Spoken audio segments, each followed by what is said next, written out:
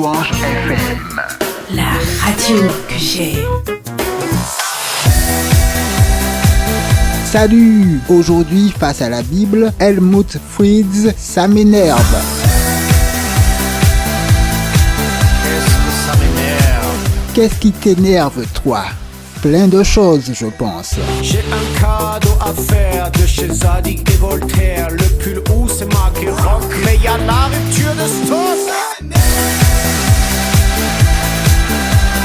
Toutes celles qui portent la frange à Kate Moss. La vie est remplie d'occasions d'être contrarié.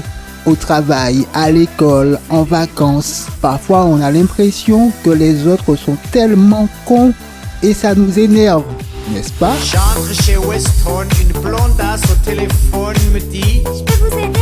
non, je vous ai pas sonné, elle m'énerve. On est comme ça, on est impatient. Mon Dieu, qu'elle m'énerve. On s'énerve à cause des embouteillages, de l'ordinateur qui rame, du voisin qui fait du bruit. Et tu sais, on peut même s'énerver contre soi-même. Ça t'est déjà arrivé, non? C'est prouvé. S'énerver, c'est pas bon pour la santé. Il semble que sourire soit plus apaisant que crisper, tendre son visage. Quand on est fâché, il y aurait plus de muscles du visage au travail et donc c'est plus fatigant. Mais comment faire pour ne pas s'énerver?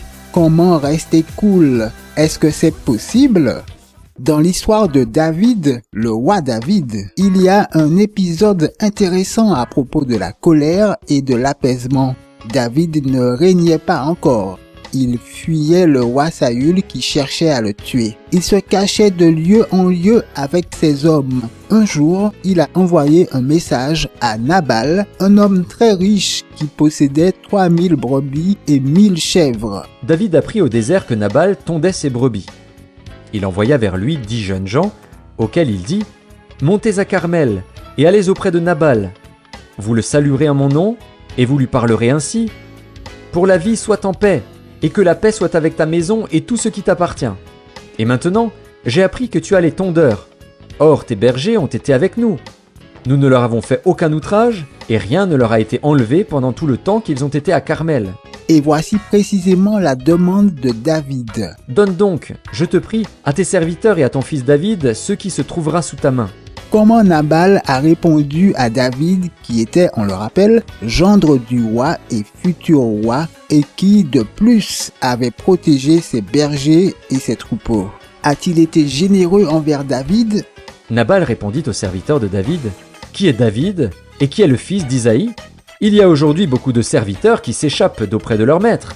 Et je prendrai mon pain, mon eau et mon bétail que j'ai tué pour mes tondeurs, et je les donnerai à des gens qui sont je ne sais d'où. » Inutile de te dire que ça a super énervé David. Il était totalement vénère et a décidé d'aller rendre une petite visite à Nabal. Et je peux te dire que ce ne serait pas une visite de courtoisie. Alors David dit à ses gens: « Que chacun de vous saigne son épée. » Et ils saignirent chacun leur épée. David aussi saignit son épée, et environ 400 hommes montèrent à sa suite. Il en resta 200 près des bagages. Un des serviteurs de Nabal vint dire à Abigail, femme de Nabal: « Voici, David a envoyé du désert des messagers pour saluer notre maître, qui les a rudoyés. Et pourtant ces gens ont été très bons pour nous. Ils ne nous ont fait aucun outrage, et rien ne nous a été enlevé tout le temps que nous avons été avec eux lorsque nous étions dans les champs.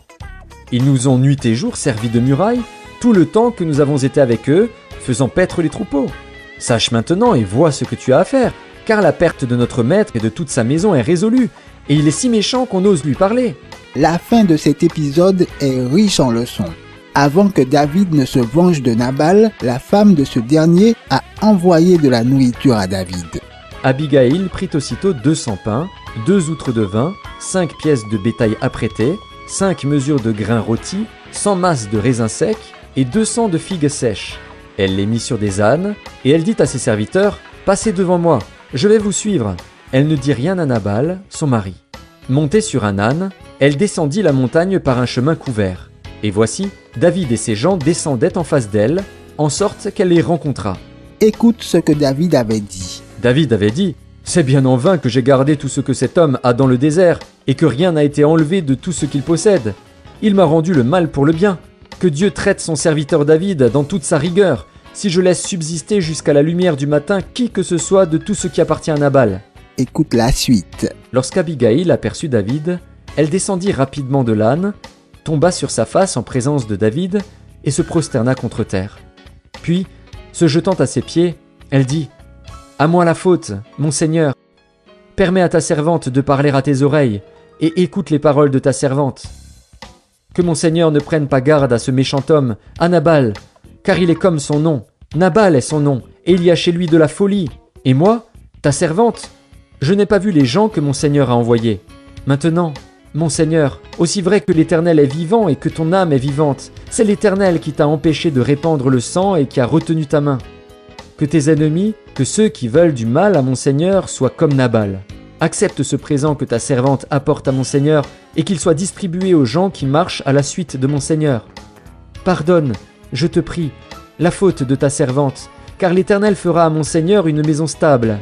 Pardonne, car mon Seigneur soutient les guerres de l'Éternel, et la méchanceté ne se trouvera jamais en toi. » Comment s'est terminée cette histoire?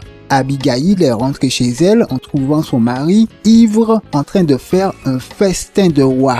Qu'est-ce qui s'est passé ensuite? Mais le matin, l'ivresse de Nabal s'étant dissipée, sa femme lui raconta ce qui s'était passé. Le cœur de Nabal reçut un coup mortel et devint comme une pierre. Environ 10 jours après, l'Éternel frappa Nabal et il mourut. David apprit que Nabal était mort et il dit « Béni soit l'Éternel qui a défendu ma cause dans l'outrage que m'a fait Nabal et qui a empêché son serviteur de faire le mal. L'Éternel a fait retomber la méchanceté de Nabal sur sa tête. » Triste fin pour Nabal qui avait un cœur dur. Tu peux retrouver cette histoire dans 1 Samuel chapitre 25. Que retenir? Dieu a aidé David à ne pas agir sous le coup de la colère alors qu'il était bien énervé. Et finalement, Dieu l'a vengé lui-même.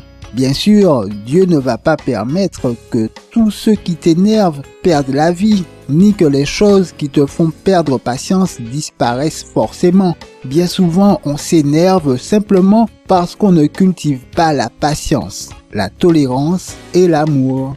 Dieu qui est lui-même patient nous demande de l'être aussi. 1 Timothée 6, verset 11. Pour toi, homme de Dieu, fuis ces choses et recherche la justice, la piété, la foi, la charité, la patience, la douceur. Colossiens 3, verset 13. Supportez-vous les uns les autres, et si l'un a sujet de se plaindre de l'autre, pardonnez-vous réciproquement.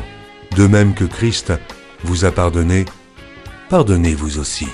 Je prie pour que Dieu nous aide à être patients et à supporter les contrariétés de la vie. Merci d'avoir écouté et à la prochaine. La radio que j'ai.